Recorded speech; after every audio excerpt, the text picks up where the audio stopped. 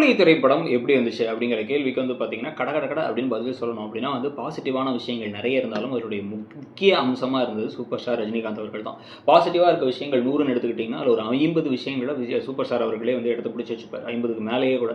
அவருடைய பிரசன்ஸ், அவருடைய நடிப்பு, அவருடைய ஸ்வாக், ஸ்டைல் எல்லாமே ரொம்ப நல்லா ஒர்க் ஆயிருக்கு. அதே சமயத்தில அனிருத்துடைய மியூசிக் அங்கங்க வந்து சூப்பரா எலவேட் பண்ணி விடுது. நல்லா பயங்கரமாவும் இருக்கு.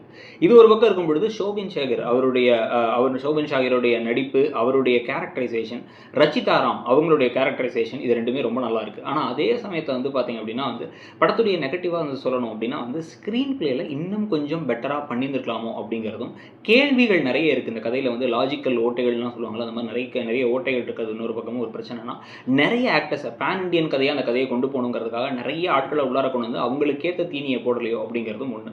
இன்னொன்னு வந்து பார்த்தீங்க அப்படின்னா வந்து முதல் ஹாஃப்ல இருக்கக்கூடிய ஒரு ஸ்லோ பர்ன், செகண்ட் ஹாஃப்ல வந்து அந்த பே ஆஃப் இருக்கும். அதாவது வந்து நல்லா அப்படி கொஞ்சம் கொஞ்சமா கதைக்குள்ளார கொண்டு போயிட்டு செகண்ட் ஹாஃப்ல நம்ம என்னலாம் பார்த்தோம், ஏன் இதெல்லாம் பார்த்தோம், ஏன் இதெல்லாம் நடந்துச்சு அப்படின்னு கொண்டு வர விஷயங்கள் இருக்குல்ல. அது கொஞ்சம் அந்த கிளம்ஸியா அதாவது வந்து நிறைய விஷயங்கள் ஒரே சமயத்துல மாத்தி நடக்கிற மாரி ஒரு தெளிவின்மையா போகுதோ அப்படிங்கிற மாரியும் இருக்கு. இந்த கதையில ஒரே ஒரு வில்லன் போதும். அவர் தான் மெயின் வில்லனா வச்சு இந்த கதையை கொண்டு போயிருக்க முடியும். ஆனா வந்து நிறைய ஆட்கள கொண்டு வரணுங்கிறதுக்காக கொண்டு வந்தது திணிக்கப்பட்ட மாரி இருக்குங்கிறது நமக்கு வந்து இந்த படத்த வந்து லேகா சில இடங்கள்ல ஃபீல் ஆச்சுன்னா அது காரணமாவும் இருக்கும்.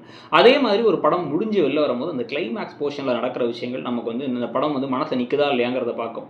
அதனால தான் வந்து காட்டும். அதனால தான் வந்து பார்த்தீங்கன்னா வந்து இங்க ஜெயிலர் படத்துல என்ன விஷயங்கள்லாம் வந்து செகண்ட் ஹாஃப்ல இருந்தாலும் கூட கடைசியில அந்த கிளைமாக்ஸ் போர்ஷன் பயங்கரமா ஒர்க் ஆயிருந்துச்சு.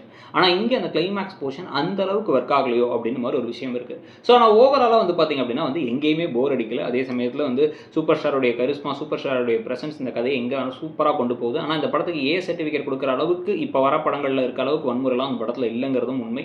ஆனா ஓவராலா வந்து பார்த்தீங்கன்னா இந்த படம் வந்து எனக்கு திருப்தி கொடுத்துச்சு. உங்களுக்கு திருப்தி கொடுத்துச்சா இல்லையா? இந்த படம் பத்தி உங்களுடைய கருத்து என்னங்கிறத சொல்லுங்க. தேங்க்யூ.